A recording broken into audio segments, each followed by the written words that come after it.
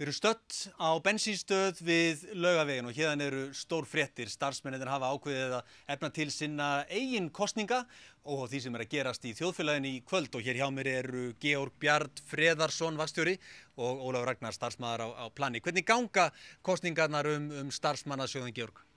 Jú, það nú tveir kostir. Það Svíþjóð og Benidorm. Og öll vötn renna nú til Svíþjóðar eins og skáldið sagði, en við sjáum nú bara til hvernig ver. Ætli þetta verði ekki svona svipa á kosningin í sjónvarpinu bara? Þú veist, sjálfstæðisflokkurinn hlýtur að taka þetta á hættanum.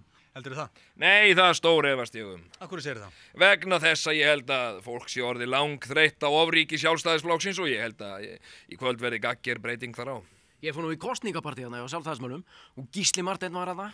Ég hitti Gísla Marteinn og Sigur Kára og Ásgeir Kolbens og alla þessa gæja. Já, þú hefur vísast fallið af fótum þeirra og bara tilbeðið þá.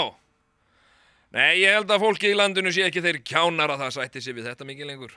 Við getum kannski verið sammála það þrír að fólki í landinu er ekki kjánar. En þið eruð ósammála bæði starfsmannasjóðinn og pólitíkina. Mér fannst bara svo merkilegt að það töluðu allir við mann bara eins og maður væri vinnu þeirra. Já, það vegna þess að þú ert bara atkvæði í þeirra augum. En þeir voru með pizzur og bjórarna og... En ef að vinstri grænir byðu þér upp á pizzusneið og bjórglas, myndu þeir þá fá þitt atkvæði?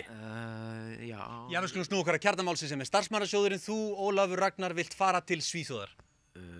Nei, ég vil fara til Benidorm.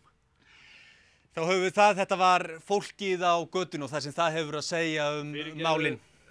Þegar þú segir fólkið á götunni, ef þú kallar einhvern á götunni, þá ert í rauninni að segja hann sé róni. Nei, ég átti alls ekki við það, ég átti bara við að vegfarendur Voruð þið búin að sjá allsbergagæja sem að hoppa hérna í blokkinni? Það myndefni. Ég vil að kíkja á það.